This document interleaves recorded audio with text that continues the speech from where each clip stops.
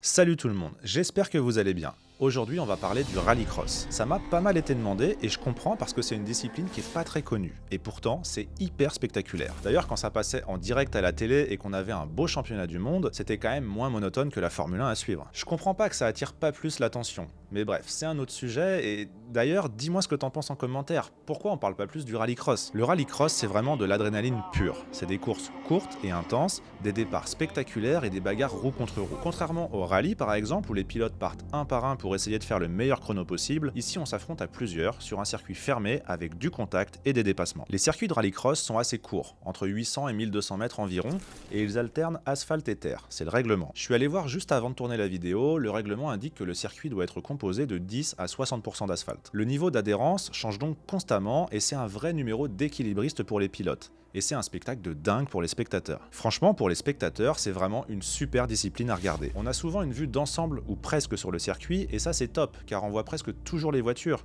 Il n'y a pas d'attente comme en circuit ou en rallye. Petit aparté, mais à l'Oeac, qui est certainement la manche la plus réputée et la plus attendue du calendrier, c'est chaque année plus de 50 000 spectateurs. Pour un événement amateur, c'est juste énorme. Quand c'était en championnat du monde, c'était plus de 85 000 spectateurs sur 3 jours. En rallycross, chaque manche dure que quelques tours, donc tout se joue vraiment très vite. La moindre erreur coûte très cher. Ça frotte, ça saute sur les vibreurs, il y a vraiment un gros engagement de la part des pilotes.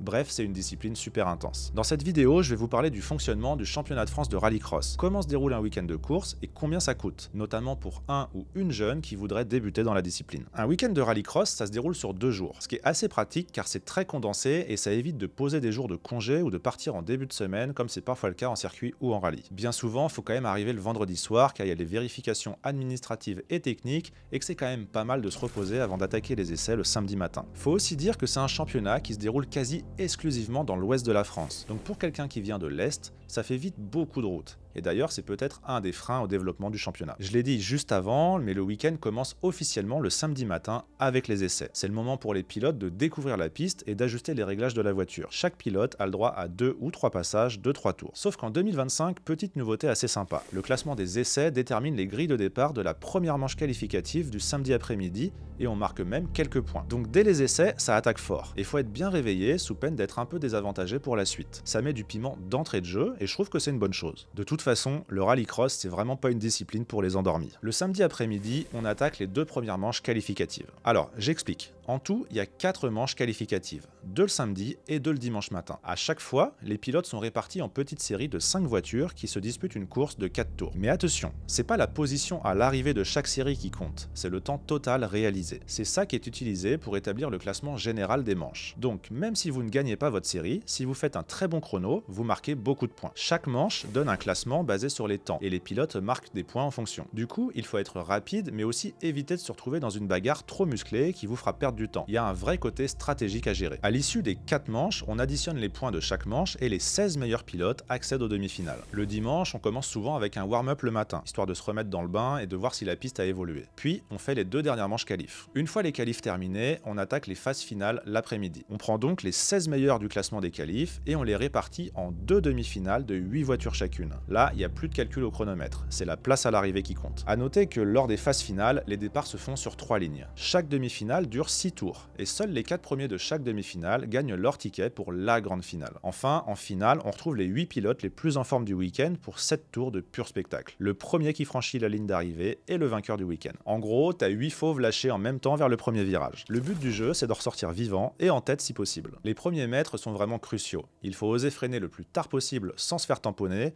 trouver la petite ouverture et parfois savoir s'imposer. C'est court et explosif et ça fait souvent un peu de carrosserie, voire plus, mais ça on y reviendra. Avant ça, j'ai un élément essentiel à expliquer parce que c'est la touche stratégique du rallycross, le Joker Lap. Sur chaque circuit, il y a une petite boucle alternative, un détour qu'on appelle le Tour Joker. En fait, c'est un bout de piste un peu plus long que le tracé normal, généralement ça rajoute 2 à 3 secondes sur le tour. Et la règle dit que chaque pilote doit prendre ce Tour Joker au moins une fois par course. Du coup, ça ouvre un jeu tactique assez sympa. Si tu prends ton Joker Lap tôt, par exemple au premier tour, ça peut te permettre d'éviter d'être coincé dans le trafic. Tu sacrifies quelques secondes tout seul dans le tour de joker pendant que les autres se battent, et tu reviens peut-être en piste avec de l'air libre. Au contraire, tu peux choisir de le prendre assez tard, genre avant-dernier tour, pour essayer de surprendre un adversaire qui ne l'a pas encore fait, ou couvrir ta position si tu es en tête. Bref, le Joker Lap, c'est un peu comme un atout que tu gardes dans ta manche. Bien utilisé, il peut te faire gagner une place ou sauver ta course. Par contre, s'il est mal géré, il peut te faire perdre le podium. C'est un peu un casse-tête, mais heureusement les pilotes ne sont pas tout seuls pour décider. C'est là qu'intervient une personne clé qu'on ne voit pas à l'écran mais qui joue un rôle important, le spotter. Le spotter, c'est les yeux du pilote depuis l'extérieur. C'est une personne qui est souvent perchée sur une tour ou en hauteur avec une vue sur tout le circuit, radio en main, et c'est lui ou elle qui indique en direct au pilote ce qui se passe et la meilleure stratégie à adopter. Et c'est bien utile parce qu'en plein feu de l'action, avec la poussière et les concurrents autour, le pilote n'a pas toujours une vision globale de ce qui se passe. Le spotter, lui, voit les écarts entre les voitures, calcule le moment idéal pour entrer dans le tour de joker et guide son pilote. Parfois, il peut aussi lui indiquer de se calmer un peu ou d'en mettre un peu plus. Au final, c'est un vrai travail d'équipe. La victoire se joue aussi grâce aux infos du spotter et à la stratégie qu'il met en place à distance. Parlons un peu des voitures et des catégories. En championnat de France de rallycross, on a 6 catégories différentes. Tout en haut de la pyramide, il y a les monstrueuses supercars. C'est les reines de la discipline. Ça fait environ 600 chevaux, il y a une transmission intégrale et les accélérations sont juste dingues. Dites-vous bien que ces engins font de 0 à 100 en 2 secondes. C'est plus rapide qu'une Formule 1, et c'est pas une blague. En supercar, il y a pas mal de Peugeot 208, mais aussi des Citroën DS3, des Renault Clio ou encore des Audi S1. En France, le plateau est relevé avec des pilotes comme Jean-Baptiste Dubourg ou Davy Janet, mais pas énorme en quantité actuellement, souvent autour d'une dizaine. Je pense que les budgets n'y sont pas pour rien. On parle quand même d'environ 30 000 € le week-end quand même en supercar. Et hors casse bien sûr. Un truc qu'il faut savoir, c'est que le rallycross c'est quand même assez violent pour la mécanique. Les départs canons à fond de première, les passages entre la terre et le bitume qui secouent la caisse, les sauts, les contacts, la voiture prend cher, clairement. Les mécaniciens sont souvent très sollicités pendant les week-ends. Juste en dessous des supercars, on retrouve la catégorie Super 1600. C'est des petites deux roues motrices au moteur hyper affûté, comme des Twingo, des Skoda Fabia ou encore des Clio 5, mais en traction seulement et avec des moteurs de 1,6 litre qui peuvent atteindre jusqu'à 250 chevaux. Il y a moins de puissance, mais c'est des voitures super vives, qui donnent de belles bagarres. C'est souvent la catégorie école pour les jeunes qui veulent se faire les dents avant de viser les supercars, et personnellement, c'est des autos que j'adore. Le son est incroyable, et c'est une catégorie hyper disputée et souvent plutôt bien fournie. En France, on a aussi la Division 3 et la Division 4. La Division 3, c'est des prototypes T3F. En gros, c'est des châssis tubulaires recouverts d'une carrosserie plastique ou composite. La base est toujours plus ou moins la même, mais on change la carrosserie. Le moteur doit faire moins de 3,5 litres. On y retrouve principalement des V6 de chez Nissan, mais également quelques moteurs BMW en 4 ou 6 cylindres. C'est des 2 ou 4 roues motrices qui peuvent faire jusqu'à 450 chevaux. En Division 4, c'est des F2000, un peu comme en rallye ou en course de côte. C'est des voitures de tourisme modifiées, dérivées de modèles de série. On y voit pas mal de Clio, 206, 207, 208, etc. avec des moteurs entre 1,6 litre et 2 litres et 2 roues motrices uniquement. Ces divisions-là sont plus accessibles financièrement et techniquement. Il n'y a pas besoin d'usine derrière. Donc c'est parfait pour des pilotes amateurs qui veulent se faire plaisir et progresser sans un budget astronomique. Et encore que, en fait, c'est comme partout en sport auto, on voit des montages de plus en plus perfos et donc de plus en plus chers. Et donc tout tire vers le haut, ce qui laisse moins de place aux petites préparations et ce qui peut décourager certains. Après, si tu veux débuter en rallycross, il existe des formules bien pensées pour faire ses premiers pas. La fédération, la FFSA, a mis en place 2 catégories de promotion super intéressantes pour les jeunes et les femmes, afin de faciliter l'accès à ce sport. D'un côté, il y a le championnat de France junior de rallycross, ouvert aux jeunes de 16 à 28 ans. Tout le monde y pilote la même voiture, une Clio RX préparée par Renault Sport. De l'autre, il y a la Coupe de France féminine, réservée aux femmes pilotes dès 16 ans, sur des petites Renault Twingo R1 identiques pour toutes. Le principe de ces 2 formules est génial. C'est des catégories monotypes, ce qui veut dire que tout le monde a la même voiture, et donc ce qui fait la différence, c'est le pilotage et pas forcément le niveau de préparation de la voiture et les finances. Même si, on va le voir, faut quand même être prêt à mettre la main au portefeuille. En junior, la Clio RX fait environ 180 chevaux. C'est une traction avec une boîte séquentielle. C'est largement suffisant pour apprendre à maîtriser la glisse et les départs, sans être trop violent non plus pour un débutant. En coupe féminine, la Twingo a autour de 130 chevaux. C'est un peu moins puissant, mais c'est une auto très agile et facile à prendre en main. Ça permet aux filles de se lancer, de progresser, avant pourquoi pas de monter en Clio, puisque la catégorie junior est mixte. Dans cette vidéo, je vais pas débattre sur le fait de créer une catégorie à part ou non pour les filles.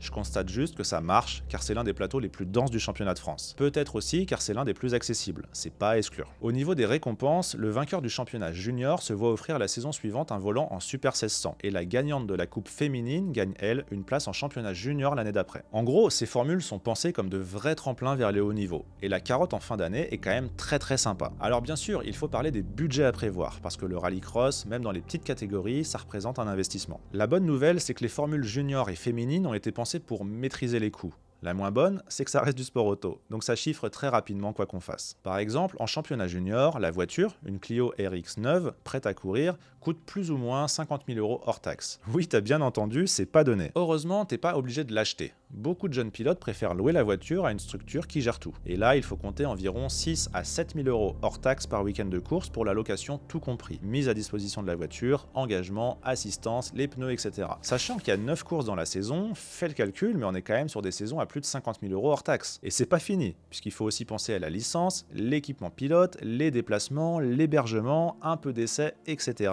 et éventuellement la casse. Parce que oui, en rallycross, tu risques de froisser de la tôle ou casser de la mécanique. Et ces frais-là, c'est pour ta pomme, que tu sois responsable ou pas. Un bras de suspension tordu, un pare-choc arraché, ça arrive très vite. En gros, si un concurrent vient de percuter au premier virage et qu'il y en a pour 8 000 € de réparation, c'est cadeau, c'est pour toi, même si t'y es pour rien. Bref, il vaut mieux avoir quelques économies ou des sponsors en cas de coup dur. La coupe féminine est un peu moins chère, les Twingo sont moins puissantes et les budgets plus serrés. On parle d'environ 3 000 € hors taxe le week-end en location. On peut également faire encore baisser la note en achetant sa propre Twingo d'occasion. Une Twingo R1 actuellement, ça se trouve autour de 10 à 15 000 €. Et en se débrouillant soi-même, certaines y arrivent pour environ 1 500 € le week-end, tout compris. L'avantage, c'est que si tu gagnes, on te finance la suite. Et comme je l'ai dit, chez les féminines, c'est là où on trouve les plus beaux plateaux.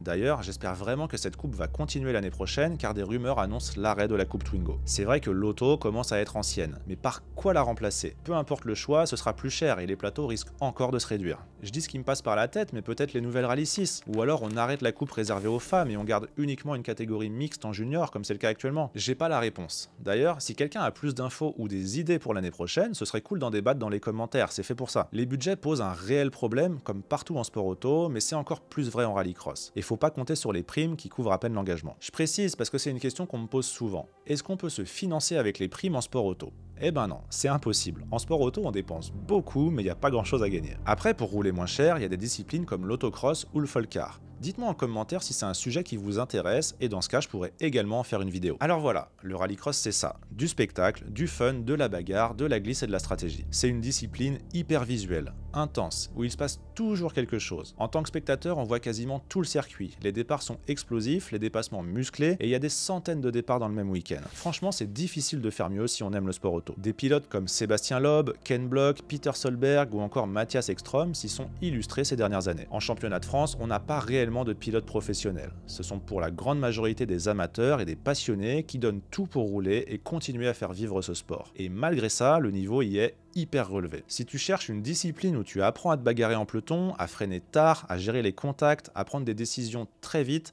où tu ressors rincé à chaque manche, le rallycross est fait pour toi. Et surtout, si vous avez déjà roulé dans cette discipline, n'hésitez pas à partager votre expérience et votre vision pour les années à venir. Que va devenir le rallycross avec les problèmes de budget, l'arrivée de l'électrique, etc. Si quelqu'un a des infos sur la coupe féminine, ça m'intéresse aussi. Voilà, j'espère que cette vidéo vous a plu, n'hésitez pas à liker et à vous abonner, vraiment ça me motive beaucoup. Allez, objectif 2000 abonnés. Et moi je vous dis à la semaine prochaine pour une nouvelle vidéo.